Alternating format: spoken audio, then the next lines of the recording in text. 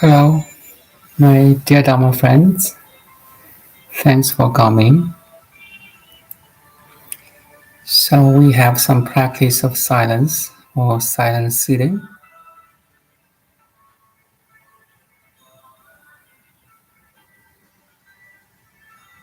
Let silence be your best teacher until there is no difference between teacher and student.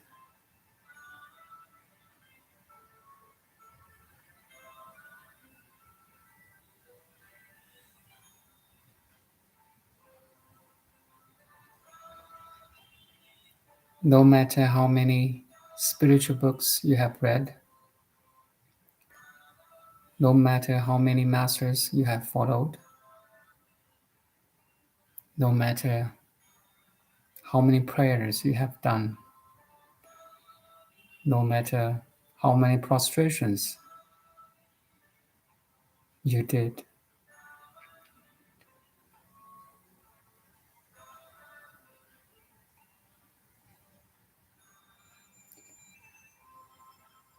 no matter how many mantras you have recited,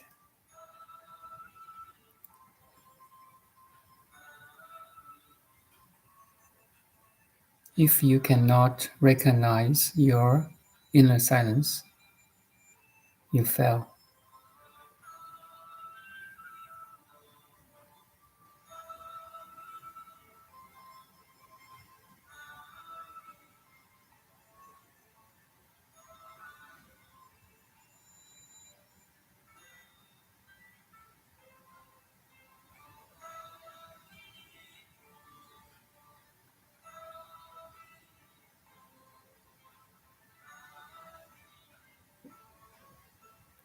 If you cannot recognize your inner stillness, you fail.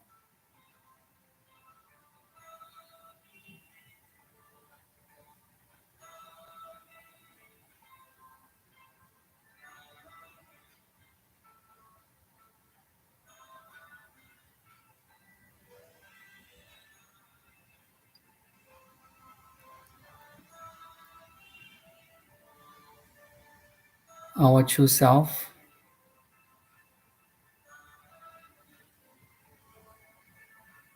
the greater self, has two attributes.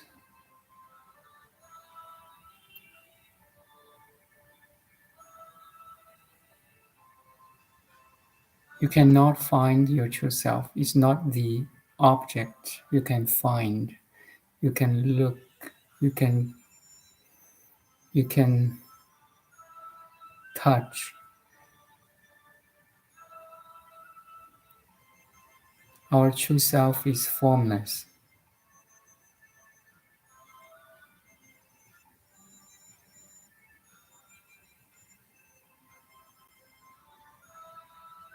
Soundless. There's no sound you can trace back to.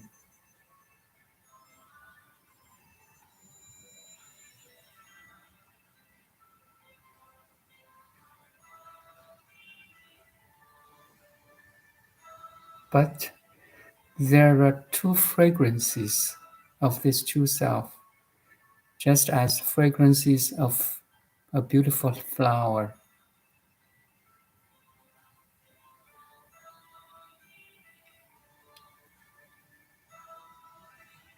Just as you know, if you smell some fragrances, you know there's a flower there. So what's the fragrances of your true being?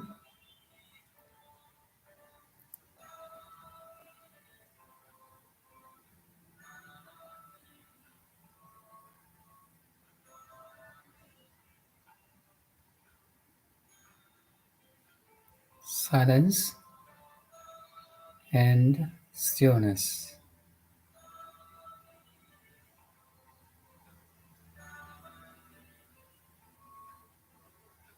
If you recognize the inner silence and the inner stillness,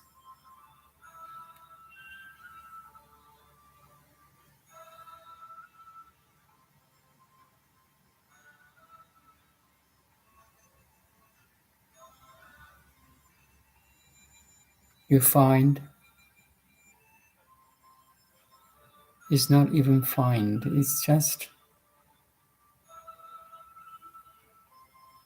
you recognize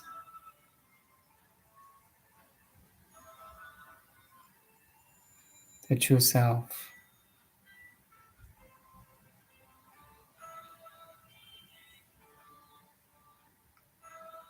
Just as sure as you know there's a flower there, because now you smell. You can smell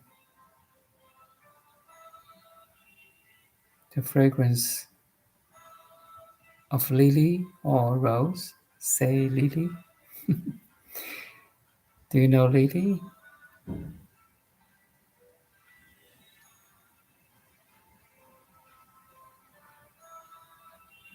In my townhouse, just in front of my townhouse, there's a couple of lilies. So in summertime, it's this big, maybe this big. It's really nice, whitish, pinkish. So I even don't need to see it because like at 20 meters away, 30 meters away, I can smell it. I know the lily is in blossom. In the same way, once you recognize your inner stillness and inner silence, you recognize your true self. As simple as this.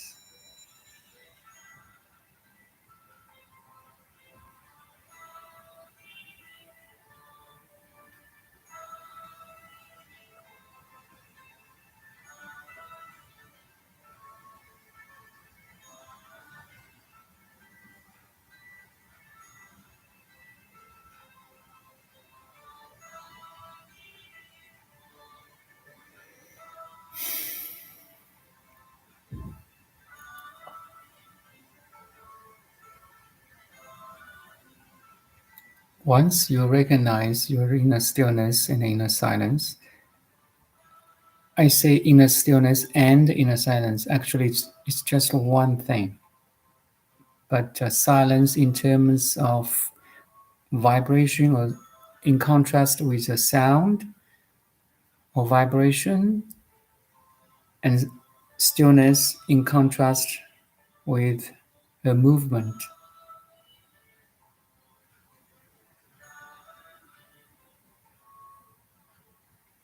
My voice right here now arise in your field of silence. Your body sensation, the energy flow is the movement in the field of stillness. Do you follow? I repeat, my voice is a sound in your field of silence.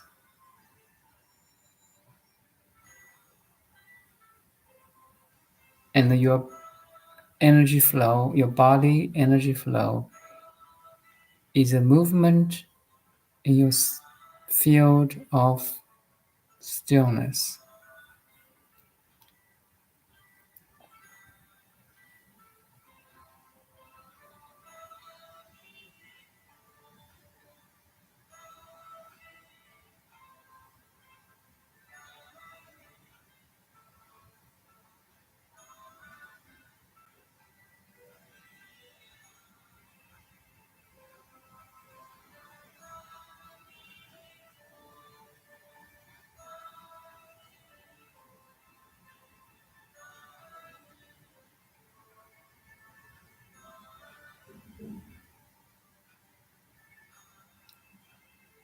Once you recognize your inner silence and stillness, protect it, like you guard it. hold on. Something like this. You protect it. Protect this sense of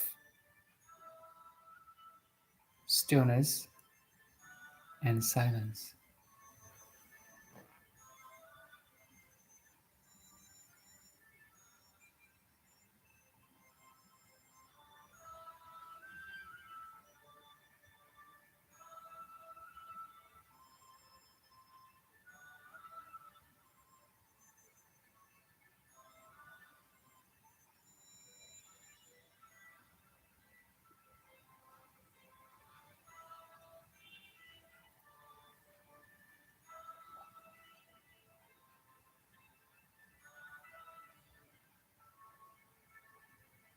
You may notice any voice outside or inside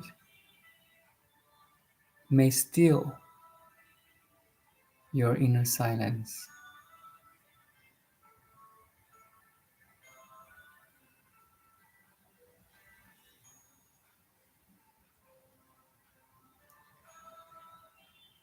Any sound outside, like a conversation, like a barking of a dog or engine of a car, may steal away or attract your attention away from that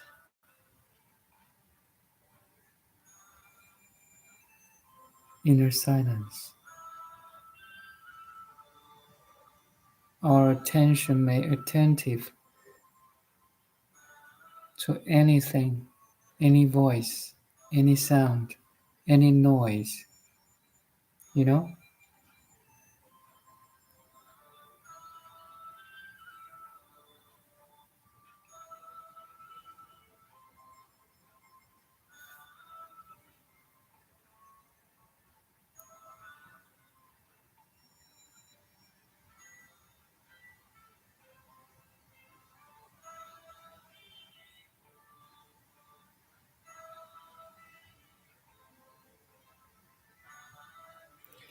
Any voice, any sound, or any noise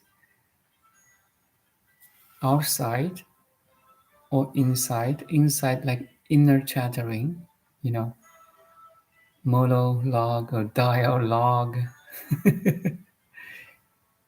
like a thief, okay? Enter your room of stillness and steal something away from this room of stillness.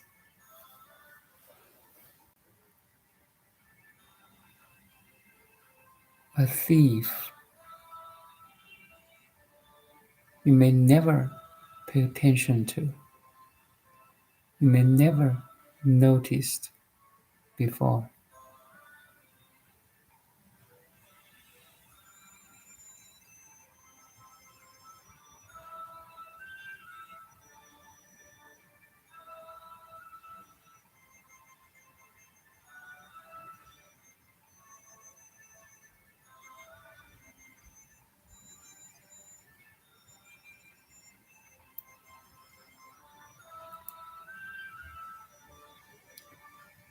In the same way, any movement outside as a people passing by,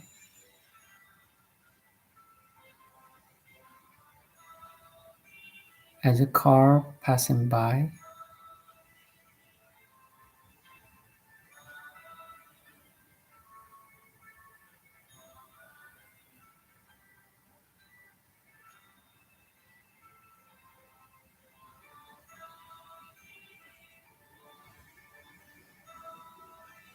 and inside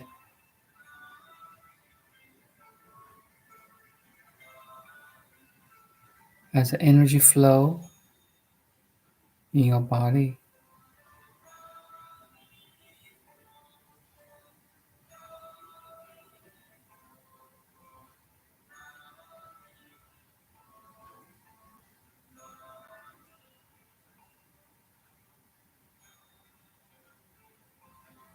at the thought arising in your mind.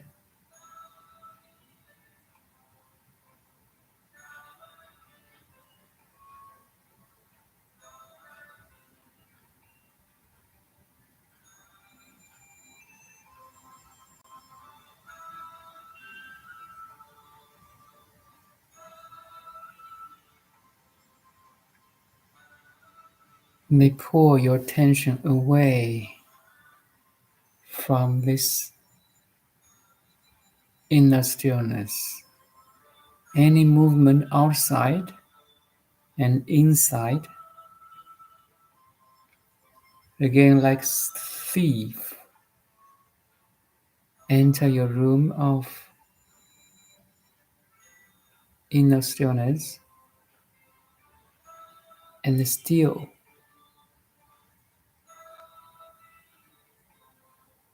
your stillness away. Thief, very subtle thief.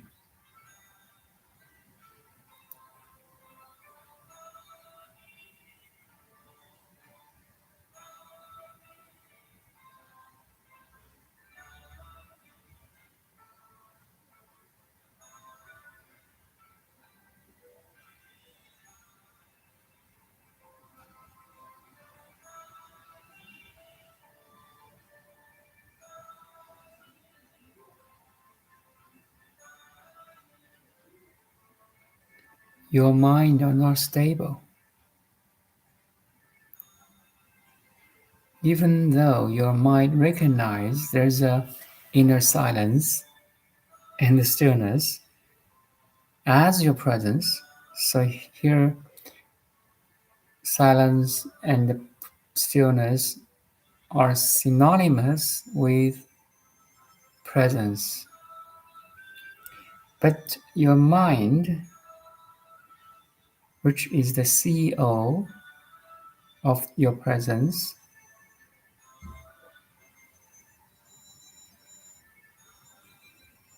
are very easily attentive to a voice, to a sound outside, and to a thought inside. Do you follow? The monkey mind is uncomfortable. You know, it's like you tie a monkey up, and this monkey used to jump from this tree to that tree, to this pole to that pole. Now you tied him up. He's not comfortable.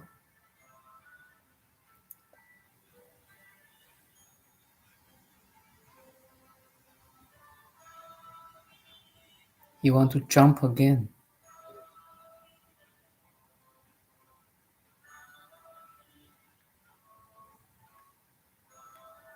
Attentive to the past, to the memory, especially negative memories. Negative memories with huge emotions. That's where the monkey mind always jumps to. In psychology, we call this negative bias. The monkey mind always sticky to the negativity in the past, especially with burst of angry or huge with emotion plus memories or situations in the past are very sticky. Let's say, the number one tree, the first tree, our monkey mind try to or used to jump to or cling to,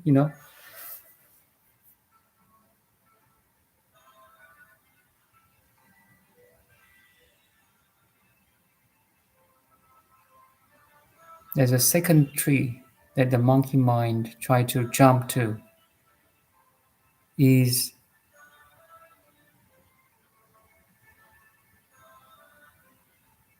the worries for the future.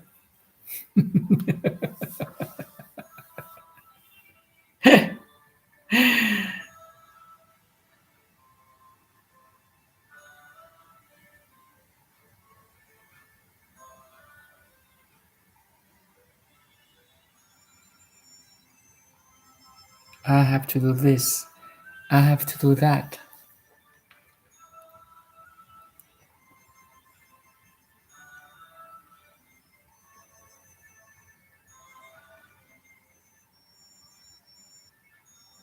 That's the two trees the monkey used to jump to. And it disturbs your inner silence and stillness very easily.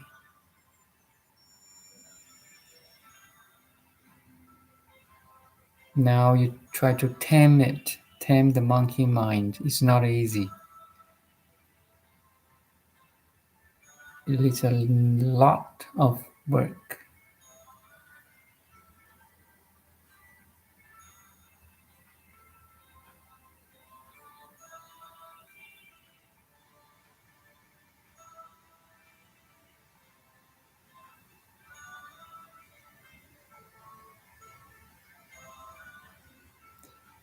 Be in the moment, be present, or be silent, be still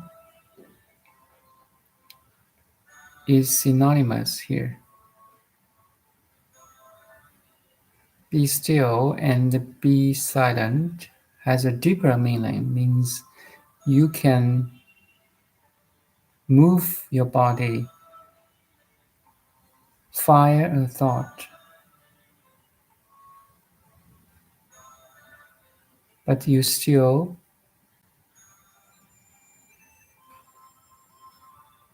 silent and still. So it's a more advanced level of meditation or mindfulness. You can move your body, you can talk, walk, think, but you're still in a field of silence and stillness. Maybe it's too much for you, but I just want to give you a total picture here, okay? Be silent and be still does not necessarily mean that you just sit quietly doing nothing, okay? It's a good start, but it's a not complete picture yet. Keep doing, sit quietly, doing nothing. Keep on doing this. I mean, sitting meditation. Gradually, day by day, your momentum of silence and stillness will grow. The capacity of being still and silent will grow.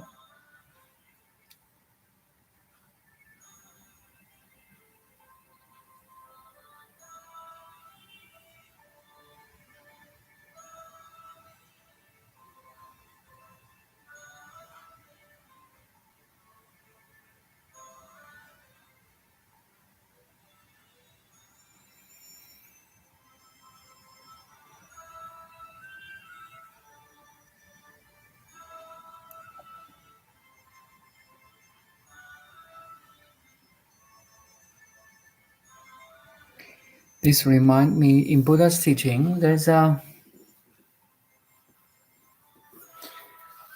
48 stage.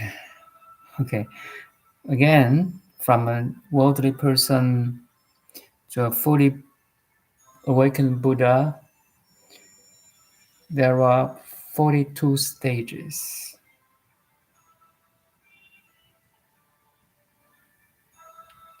There's the one I'm talking about is the 48th stage. It's called non-moving state or stage.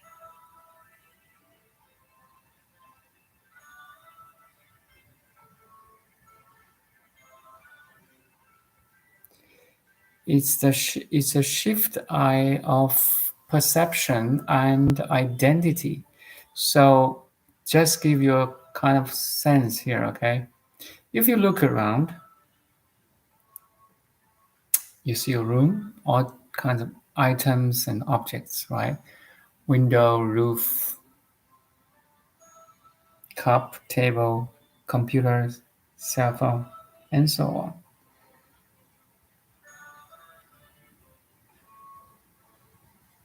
But if we meditate longer and longer, more frequently, you may notice actually the objects are in you. So you are the space. All the objects arise in you. So no matter the items or objects, say people, car, or dog is moving, it seems it's moving, but actually it moves in you. So there's no movements.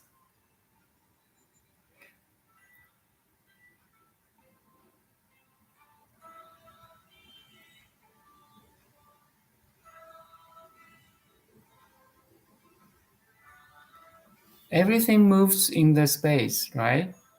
But to the space itself, nothing moves.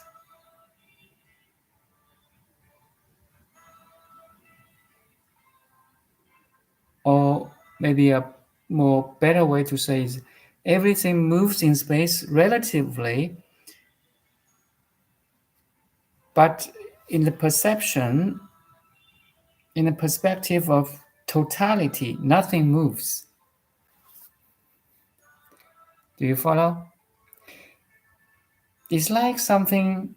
So if you have $10 bill, okay, $10 money, 20 maybe $20 in Canada. Canada, we don't have $20. We don't have $10.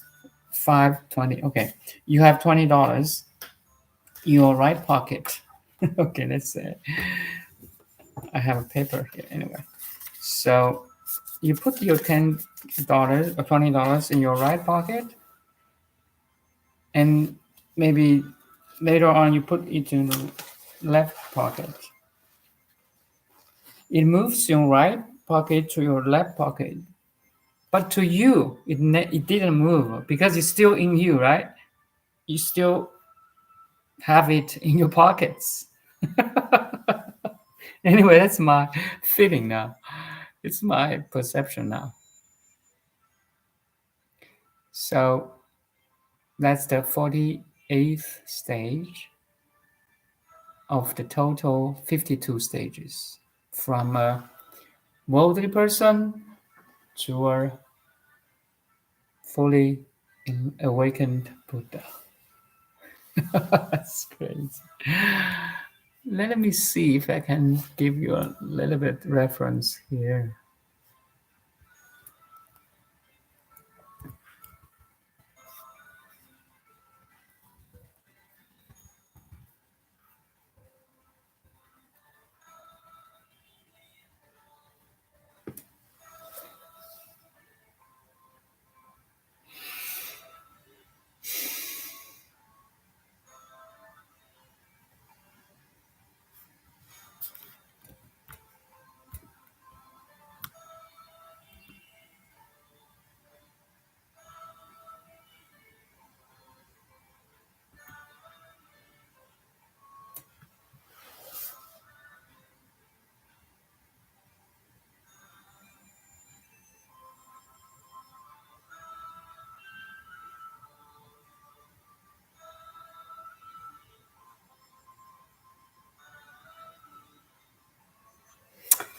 I only find some Chinese one. Just to give me maybe, I don't know. It's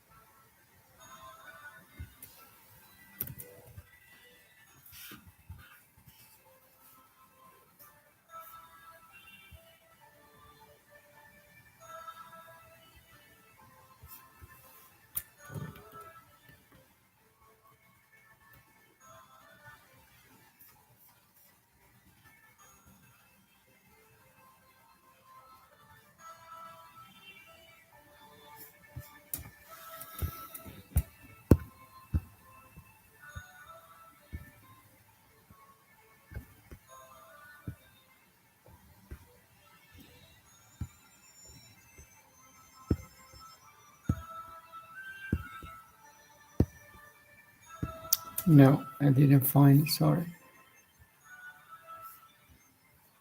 I didn't find the English version here.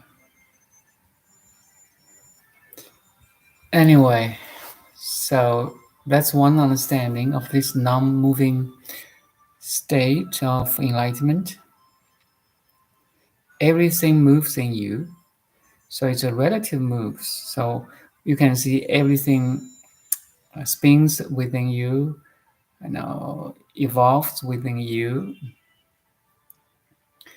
You see every movement in your field of awareness, yet you're not moved. You are not moved. They are moving. They are making some sound, but you are still, you are silent. Do you follow?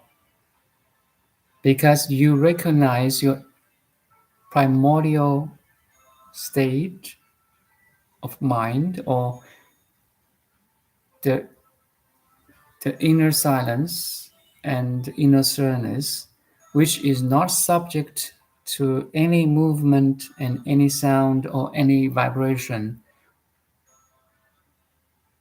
It's like something is like, if you can zoom out and zoom out and then zoom out to the edge of cosmos, you can stand there watching every movement of the galaxy, stars, and planets.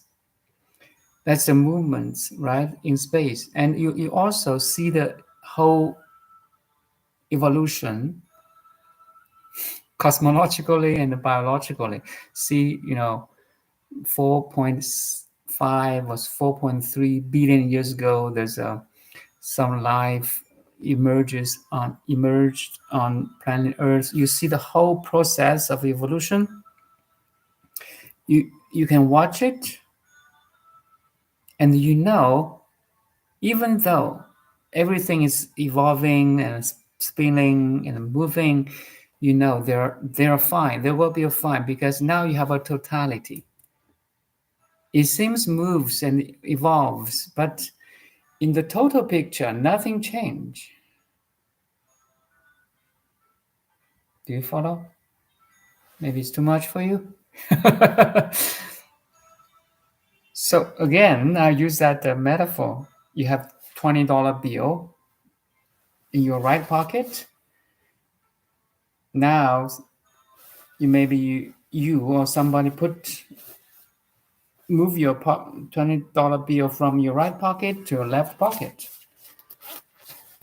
It seems it's moving from right to left, but to you, in perspective of you, it's not moving because it's still on you, right? Or in you, or belongs to you.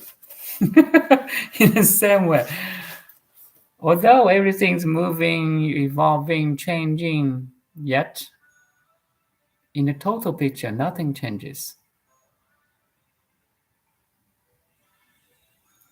Or another metaphor could be, if you go to the beach, you can have a wide view of ocean or sea. So you see all the waves, rising, falling, so many waves, almost infinite numbers, right? No matter how many waves falls and rises and falls and rises, it's in the ocean. It's the ocean itself playing. So in the same way, you have that deeper understanding of reality. Like you recognize your entire ocean. Now you see every movement of every wave. They are fine, right?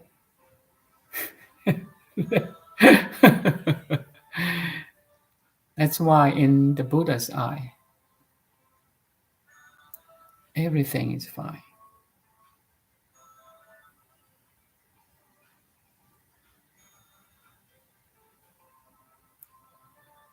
It's a really, really absolute total picture or understanding. That's a freedom. I wish you, my dear Dharma friend, can be free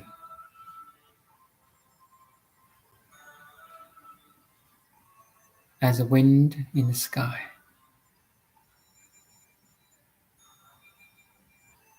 Tell me anything that's more free than a wind in the sky.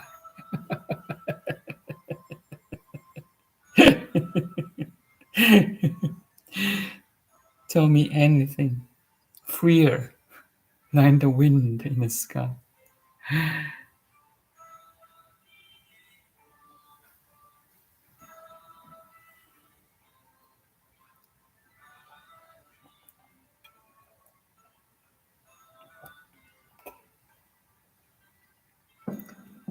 You know what?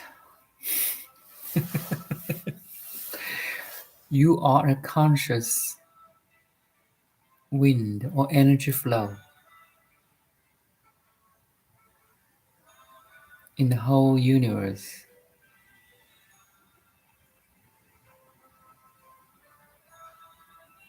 You are conscious, energetic, pure,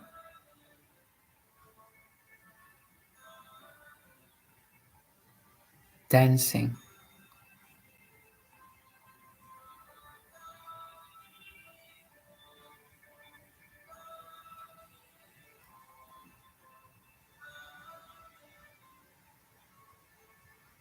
in this cosmic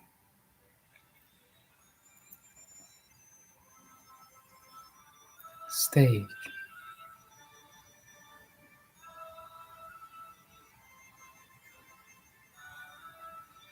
like a dancer on a stage.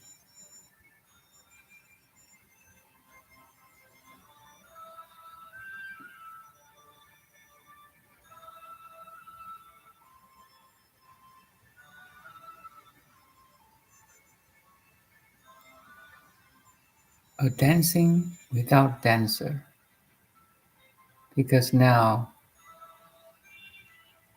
there's no person here.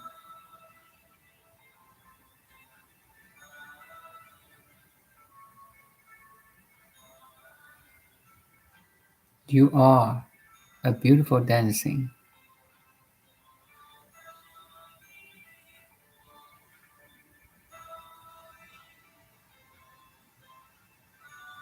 Right now, in this infinite stage of cosmos.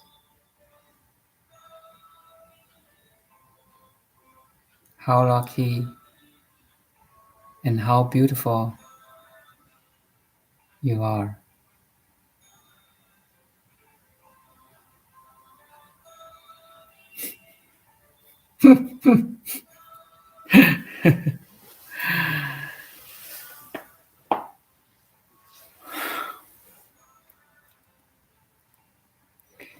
Okay, I think that's all for today. Any questions? Any experience you want to share? Here or later on, if you want to share, you can put your comments.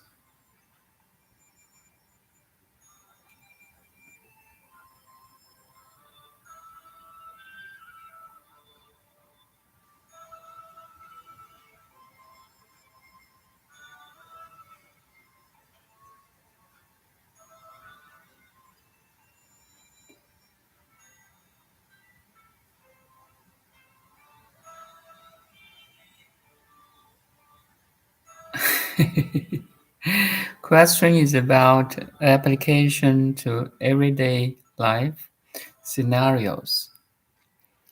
So in everyday life, when you're writing your email, making a phone call, talking to your,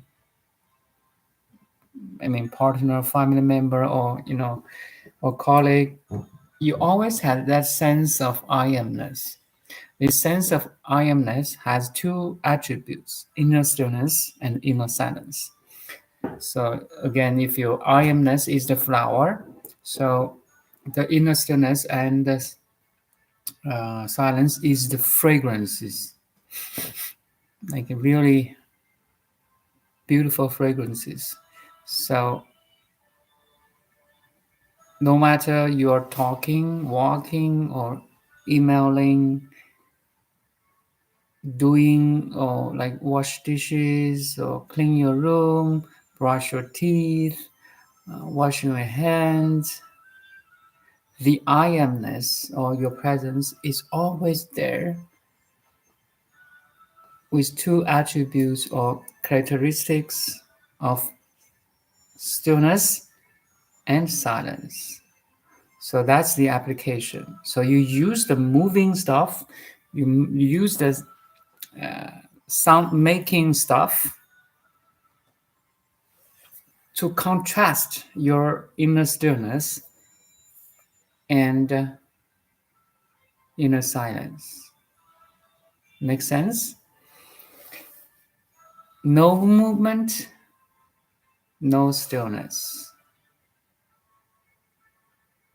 No sound, no silence.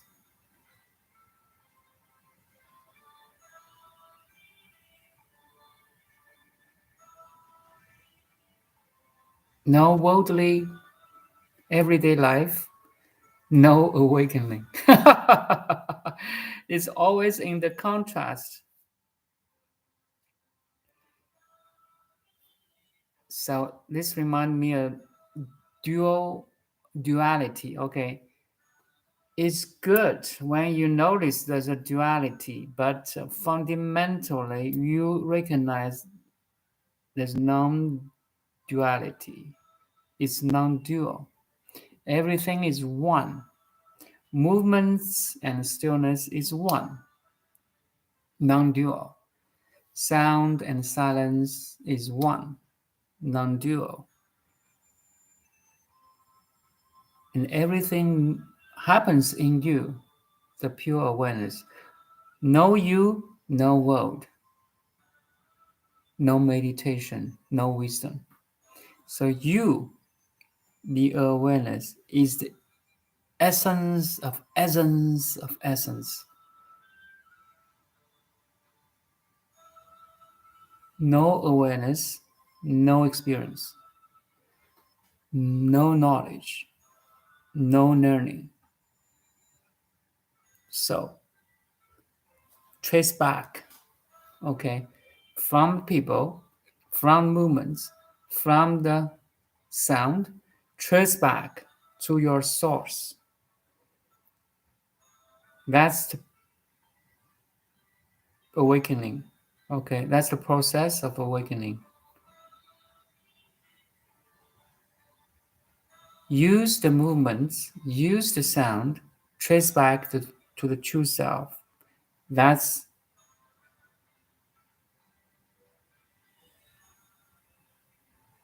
the application.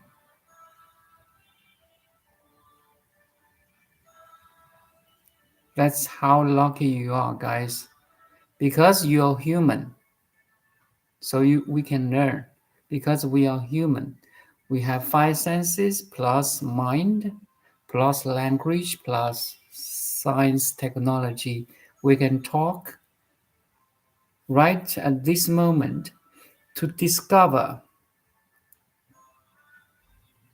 the, the myth of life, okay? The myth of whole cosmos and you. How fortunate you are, guys. We are. Two dogs cannot talk like this. Two cats cannot communicate at this level. No way. Cherish your human being.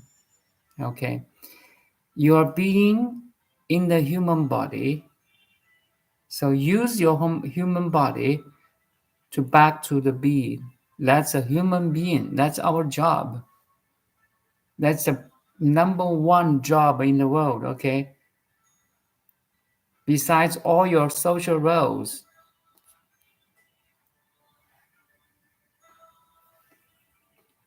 Everyone have so many social roles. before you make some money to pay your bills. All that, okay, all the social roles that parents, kids are all secondary compared to this one.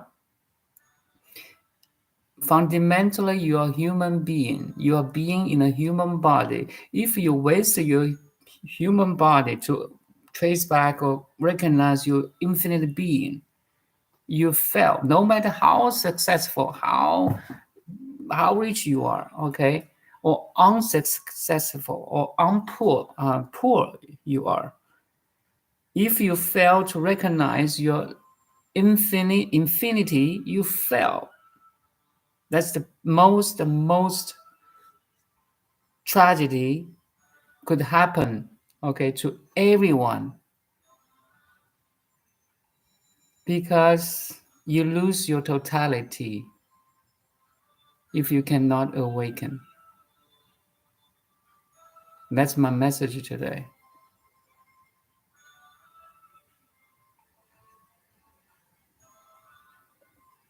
Don't waste your form as human.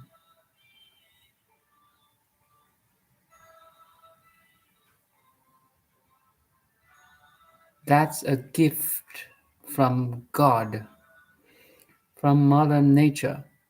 If you don't fully, completely use this human form to awaken, you're the worst son or daughter of God, okay?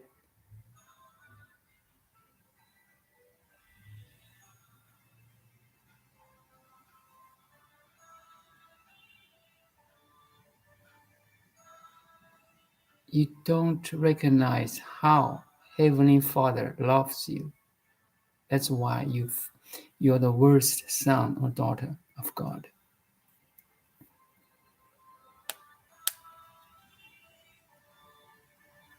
Awakening is the highest service to render. Trust me.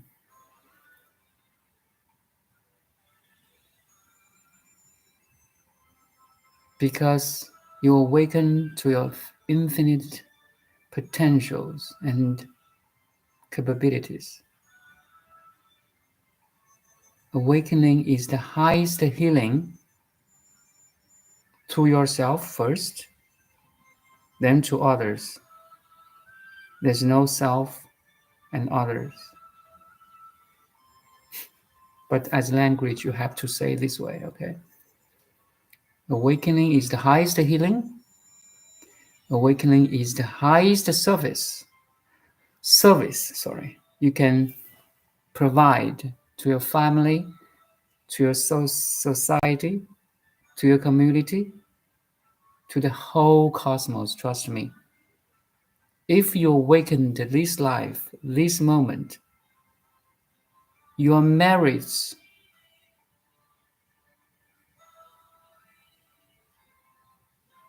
your value becomes infinite. No worldly value can measure you anymore. So, my dear Dharma friends, try with your sincerity, with your true earning, you know.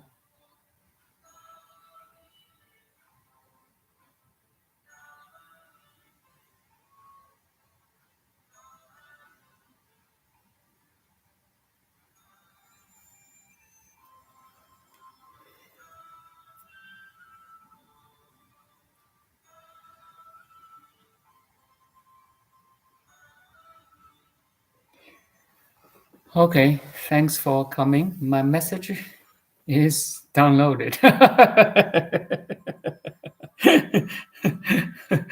Mission completed today.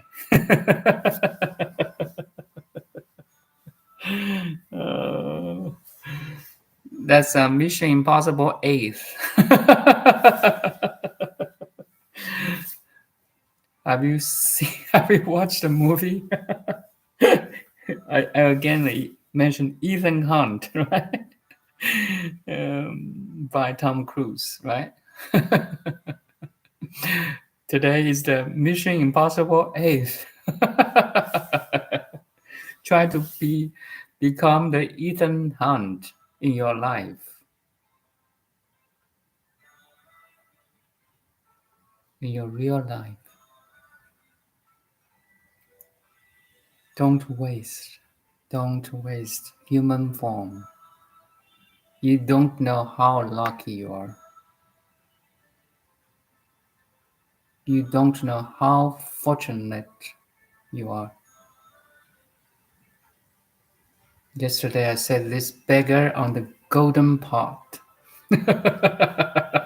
Don't be the beggar on a gold pot. No.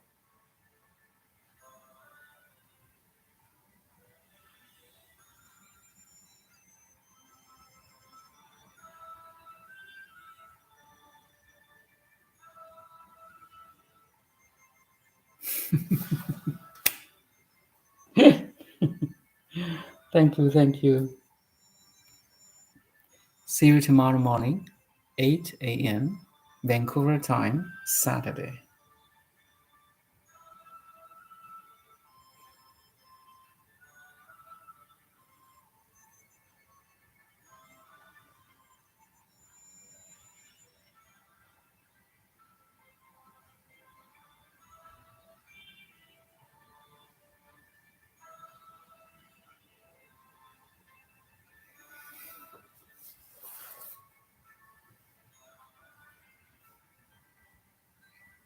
Thank you.